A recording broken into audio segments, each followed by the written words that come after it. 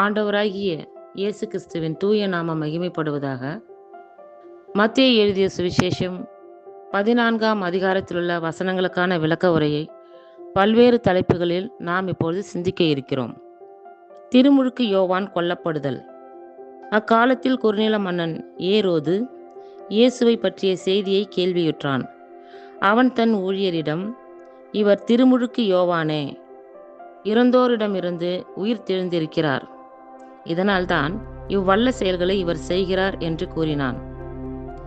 ஏரோது தன் சகோதரனான பிலிப்புவின் மனைவியாகிய ஏரோதியாவின் பொருட்டு யோவானை பிடித்து கட்டி சிறையில் அடைத்திருந்தான். ஏனெனில் யோவான் அவனிடம், நீர் அவளை வைத்திருப்பது முறை என்று சொல்லி வந்தார். ஏரோது அவரை கொலை செய்ய விரும்பினான். ஆயினும் மக்கள் அவரை ஓர் இறை வாக்கினர் என கருதியதால் அவர்களுக்கு அஞ்சினான். ஏரோதுவின் பிறந்த நாளில் ஏரோதியாவின் மகள் அவையினர் நடுவில் நடனம் ஆடி ஏரோதுவை அகமகிழ செய்தாள்.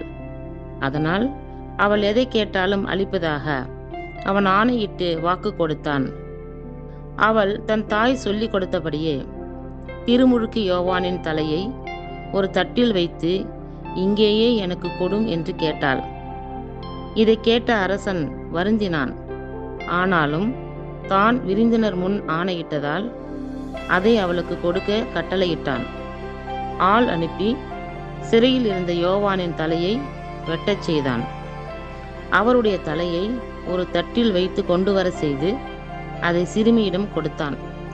அவளும் அதை தன் தாயிடம் கொண்டு சென்றாள். யோவானுடைய சீடர் வந்து அவருடைய உடலை எடுத்துச் சென்று அடக்கம் செய்தனர். பின்னர் இந்நிகழ்ச்சியினை இயேசுவிடம் போய் அறிவித்தனர். 5000 பேருக்கு உணவு அளித்தல். இதை கேள்வியுற்ற இயேசு அங்கிருந்து புறப்பட்டு படகில் ஏறி பாலை நிலத்திலுள்ள தனிமையான ஓர் இடத்திற்கு சென்றார். இதை கேள்விப்பட்ட திரளான மக்கள் ஊர்களிலிருந்து கால்நடையாக அவரை பின்தொடர்ந்தார்கள். இயேசு அங்கு சென்றபோது பெருந்திரளான மக்களைக் கண்டு அவர்கள் மீது பரிவு கொண்டார். அவர்களிடையே உடல் நலமிற்றோரிருந்தோரை குணமாக்கினார். மாலையான போது சீடர் அவரிடம் வந்து, இவ்விடம் பாலை நிலம் ஆயிற்றே, நேரமும் ஆகிவிட்டது. ஊர்களுக்கு சென்று தேவையான உணவு வாங்கி கொள்ள மக்கள் கூட்டத்தை அனுப்பிவிடும் என்றனர். இயேசு அவர்களிடம், அவர்கள் செல்ல வேண்டியதில்லை, நீங்களே அவர்களுக்கு உணவு கொடுங்கள் என்றார். ஆனால் அவர்கள் அவரை பார்த்து, எங்களிடம் இங்கே 5 அப்பங்களும் 2 மீன்களும் தவிர வேறு எதுவும் இல்லை என்றார்கள்.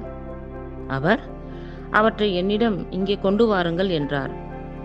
மக்களை புல்தரையில் அமருமாறு ஆணையிட்டார். அவர் அந்த 5 அப்பங்களையும் 2 மீன்களையும் எடுத்து வானத்தை அண்ணாந்து பார்த்து கடவுளை போற்றி அப்பங்களை பிட்டு சீடர்களிடம் கொடுத்தார். சீடர்களும் மக்களுக்கு கொடுத்தார்கள். அனைவரும் வயிறார உண்டனர். எஞ்சிய துண்டுகளை 12 கூடைகள் நிறைய எடுத்தனர். பெண்களும் சிறு பிள்ளைகளும் நீங்களாக உணவு உண்ட ஆண்களின் தொகை ஏறத்தாழ 5000. கடல் மீது நடத்தல். இயேசு கூட்டத்தினரை அவ்விடத்திலிருந்து அனுப்பி கொண்டிருந்தார். அப்பொழுது சீடரையும் உடனே படகேறி தமக்கு முன் அக்கறைக்கு செல்லுமாறு அவர் கட்டாயப்படுத்தினார். மக்களை அனுப்பிவிட்டு அவர் தனியே இறைவனிடம் வேண்டுவதற்காக ஒரு மலையின் மேல் ஏறினார். பொழுது சாய்ந்த பிறகும் அங்கு அவர் தனியே இருந்தார். அதற்குள் படகு கரையிலிருந்து நெடுந்தொலைவு சென்றுவிட்டது. மேலும் எதிர்காற்று அடித்து கொண்டிருந்ததால் அலைகளால் படகு அலைக்கழிக்கப்பட்டது. இரவின் 4ஆம் காவல் வேளையில் இயேசு அவர்களை நோக்கி கடல் மீது நடந்து வந்தார். அவர் கடல் மீது நடப்பதைக் கண்ட சீடர் கலங்கி, ஐயோ பேய் என்று அச்சத்தினால் அலறினார். உடனே இயேசு அவர்களிடம் பேசினார். துணிவோடு இருங்கள், நான் தான், அஞ்சாதீர்கள் என்றார். பேதுரு அவருக்கு மறுமொழியாக, ஆண்டவரே, நீர்தாம் என்றால் நானும் கடல் மீது நடந்து உம்மிடம் வர ஆணையிடும் என்றார். அவர் வா என்றார். பேதுருவும் படகிலிருந்து இறங்கி இயேசுவை நோக்கி கடல் மீது நடந்து சென்றார். அப்பொழுது பெருங்காற்று வீசியதைக் கண்டு அஞ்சி அவர் மூழ்கத் தொடங்குகையில், ஆண்டவரே, என்னை காப்பாற்றும் என்று கத்தினார். இயேசு உடனே தம் கையை நீட்டி அவரை பிடித்து, நம்பிக்கை குன்றியவனே, ஏன் ஐயம் கொண்டாய் என்றார். அவர்கள் படகில் ஏறியதும் காற்று அடங்கியது. படகில் இருந்தோர் இயேசுவை பணிந்து, உண்மையாகவே நீர் இறைமகன் என்றனர். கெனசரேத்தில் நலமளித்தல். அவர்கள் மறுகரைக்குச் சென்று கெனசரேத்து பகுதி அடைந்தார்கள். இயேசுவை யாரென்று அறிந்துணர்ந்த அவ்விடத்து மக்கள் சுற்றுப்புறமெங்கும் ஆள் அனுப்பி எல்லா நோயாளர்களையும் அவரிடம் கொண்டு வந்தார்கள்.